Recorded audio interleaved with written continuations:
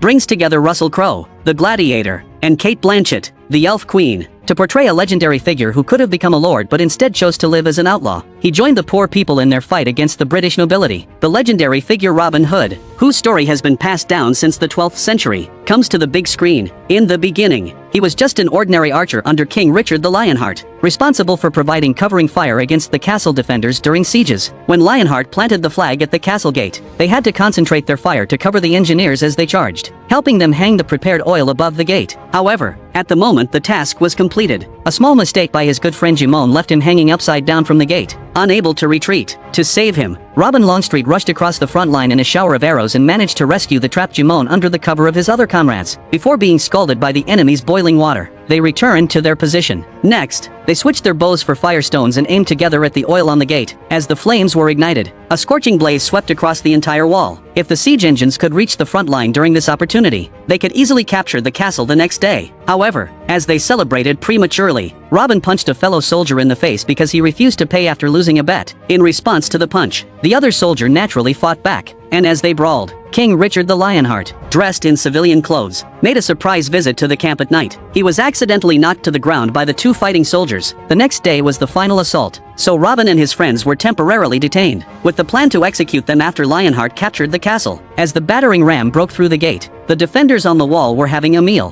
One of the cooks, feeling itchy-handed, quietly went to the edge of the wall, picked up a crossbow. Lionheart, who was immersed in the joy of breaking the city, never dreamed that there would still be a sneak attack on the city walls, which had already given up resistance. This scene was just witnessed by Jimon, who immediately turned and ran back to the camp, towards Robin, who had saved his life. Since the king was dead, escaping in the chaos wouldn't be considered a violation of their oath of loyalty. A group of heavily armored cavalry was escorting a white horse through the forest, unaware of the ambush that awaited them. This was the route the invading French army would take to return to England. The French king had received inside information that Lionheart always left his troops behind with a small cavalry squad, so he had set up an ambush here long before the castle was captured. The skirmish ended quickly, and Godfrey, who dared to show up afterward, never expected to have waited in vain for so many days. Where is the king?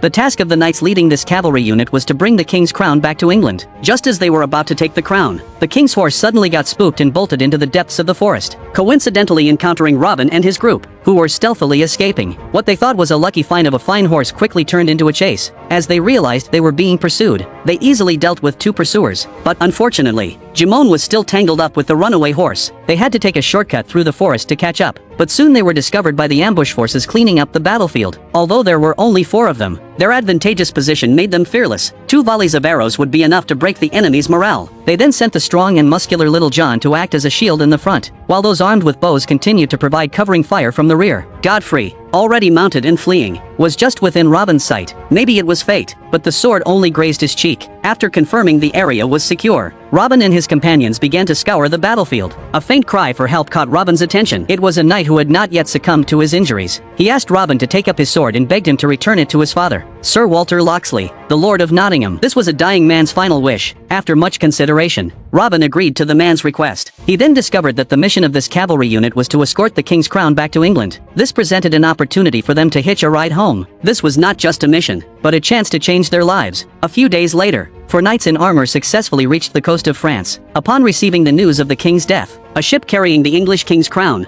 along with Robin and his men disguised as Sir Robert Locksley, set sail for England. They initially planned to quietly escape as soon as they reached any port in England. However, they did not expect the ship to be escorted by the king's retinue directly to the Tower of London via the Thames. Eleanor, along with Lionheart's brother, Prince John, and various nobles, were waiting there to welcome their king's triumphant return. But when Eleanor saw that it was not the king leading the way, she immediately ordered the band to stop playing. She knew right away that the upcoming news was not going to be joyous. A country cannot be without a king for even a day. Upon seeing her son's crown, Eleanor, without having time to grieve, ordered her younger son to kneel. She then, with her frail body, placed the crown on his head. Faced with this sudden kingship, Prince John showed no signs of hesitation. After asking everyone to rise, he approached Robin. Escorting the crown back to England was considered a great achievement, but during the commendation, the new king suddenly changed his mind. Robin was not upset by the new king's unpredictable behavior. He just hoped that no one at the scene recognized him as the fake Sir Locksley. Fortunately, Godfrey, who was also present, did not dare to step forward and reveal that the real Locksley had already died at his hands, since he had committed treason. After Robin and his companions left, the new king flew into a rage during his meeting. It turned out that Lionheart's campaigns had consumed vast amounts of funds, and the taxes for the next few years had already been collected by the previous king. This left the country in such dire straits that even lords with their own lands had to work in the fields to barely make ends meet. Thus, the new king's first decree was to increase taxes. Eleanor knew her youngest son was foolish, but she never expected him to be this foolish. But a king's orders cannot be disobeyed, and there would always be loyal subjects to ease his burdens. That person was Godfrey.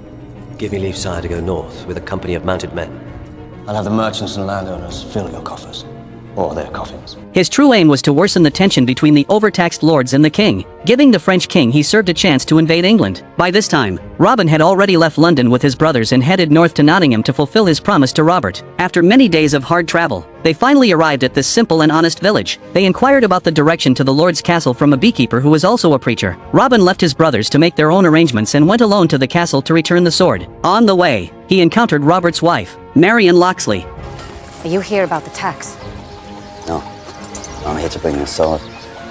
His son's dead. Hearing the news, Marion's face showed a slight tremor, but the pride of a lord's wife prevented her from shedding tears. She only asked Robin to tell a kind lie to the old knight to make him happy. Although he was a blind old man, when he held the sword, he knew his son was gone, even without Robin saying a word. More than the pain of losing his son, he was now more concerned about the future of his daughter-in-law. So, after briefly learning about Robin's situation over dinner, he made a small request. He wanted Robin to pretend to be his son, Marion's husband, because if he died, this land would no longer belong to Marion. Marion could not object, and Robin did not refuse. Thus, the two people who met for the first time became a couple who had been married for more than 10 years. To make the commoners believe his identity, Marion accompanied Robin the next day to inspect the land. They happened to meet Friar Tuck, the beekeeper, moving the land's grain seeds. Marion said these seeds belonged to everyone. They belonged to the land. Friar Tuck replied, "This is what the superiors ordered. I am just following the rules." Unable to argue, Marion turned and left. But Robin would not allow the farmers on his land to be without seeds to plant. Honey was considered a gift from God by the church and was Friar Tuck's cherished possession. Reporting this to the bishop would have serious consequences. Negotiation is nothing more than an exchange of interests. As long as you know the other's weakness, you can be invincible. In their subsequent inspection, they discovered a sheep had fallen into a manure pit. Several elderly men were trying to rescue it from the bank but made no progress after a long time. Seeing this, Marion Locksley immediately pinned up her hair, lifted her skirt, and began to cautiously approach the sheep with a wooden stick. However, after only a few steps, she found her feet stuck and had to embarrassingly call for help. At this point, Robin had already tied a rope around himself and jumped into the manure pit. But instead of rescuing Marion Locksley first, he went straight to the mischievous sheep and successfully got it out of the pit before turning to save his wife. Just then, the local sheriff,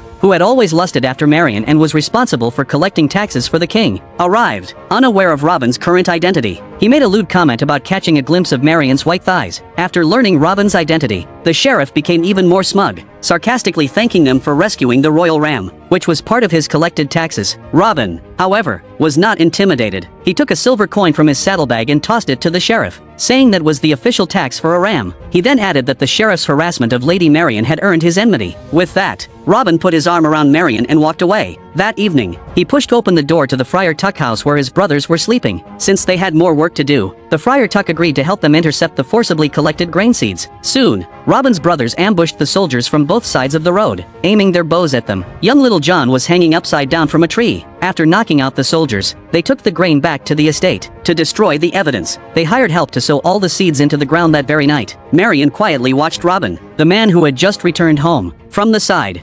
I thought you'd left. The field had been blood. Didn't want to wake you. How did you find the seed? If you have to ask, it's not a gift. Thank you. With a man at home, it seemed as if all difficulties could be easily resolved. While Robin was pretending to be the knight, Godfrey led the king's army north, surrounding one lord after another. Since they couldn't agree, Godfrey didn't waste time talking. Come against us in the name of King John. Pay or burn. Collecting taxes was just his cover. Inciting war was his real goal. Though the defenders fought valiantly, they were no match for the well-equipped royal army, lacking the young soldiers they once had. Thus, Godfrey continued his conquest northward, subjugating one lord after another and seizing chest after chest of silver coins. Nottingham was their next target. The sheriff, upon hearing this, pledged his full support and took the opportunity to report that the Locksley family might be troublesome. The Crusader, Robert Locksley, has returned this past week. At the same time, Prince John received two pieces of bad news. France was about to invade England, and his lords were secretly plotting to overthrow his rule. One minister's suggestion was that in this national crisis, if the king was willing to humble himself and genuinely treat his subjects well, the lords would still be willing to unite with him against the foreign enemy. But the king's response was not what they hoped for. They march against their king. Marshal. Their king.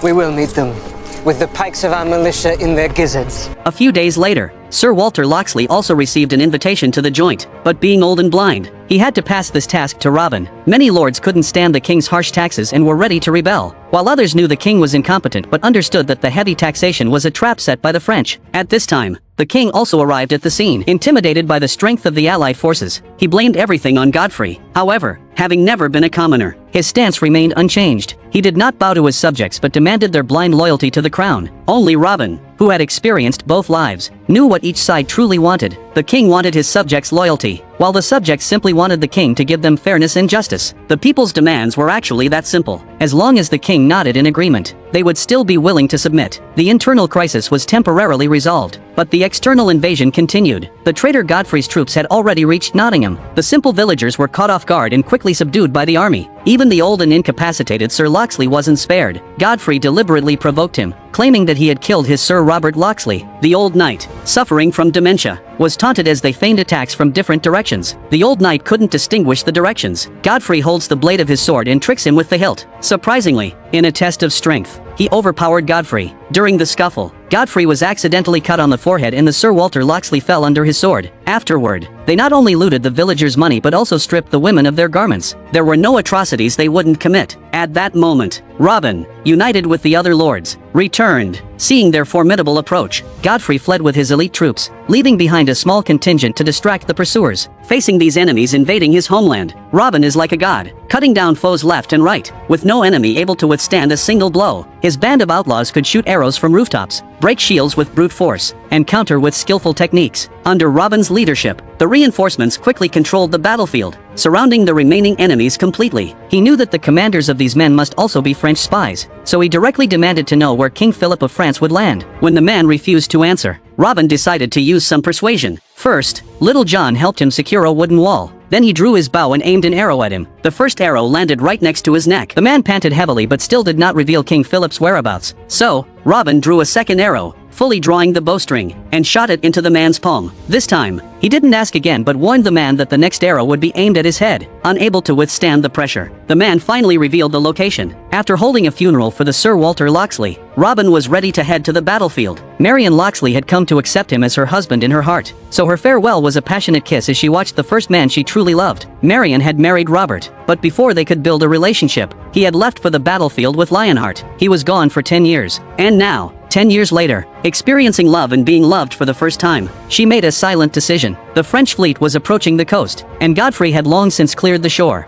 Waiting nearby, on the vast grassy plains, a group of warriors determined to defend their homeland was racing towards the coast. Whether the enemy fleet would land first or the English defenders would successfully intercept them, everything hung in the balance. The enemy, crossing the sea, began to disembark, while the archers on the cliff had already assembled. Once the cavalry in charge of the charge was ready, the archers responsible for the first wave of attack would all fire together. With a single command, countless arrows blotted out the sky, raining down on the French soldiers. Those who hadn't raised their shields in time fell into the water forever. Before the French soldiers could react, a second volley of arrows followed. After enduring 2 rounds of arrow attacks, the French soldiers' morale plummeted. As long as the cavalry charge performed normally, the battle would soon be over. At this moment, a mysterious black armored cavalry led a group into the fray. Robin rushed forward to see, and to his surprise, it was his wife, Marion Locksley. The surprise was brief. He did not underestimate her because she was a woman but trusted her and allowed her to join the battle. Arrows from the cliffs continued to rain down on the French soldiers' rear, while the cavalry on the shore charged at their flanks. The French soldiers faced 2 choices: be pierced by arrows or be trampled by cavalry. At the forefront, Robin charged valiantly, unstoppable even by the gods. His bravery inspired his fellow attackers. Even Friar Tuck joined the fight, swinging his weapon. Amid the chaos, Marion Locksley spotted her father's killer, Godfrey, ahead. She donned her helmet and charged, knocking him off his horse from the side. However,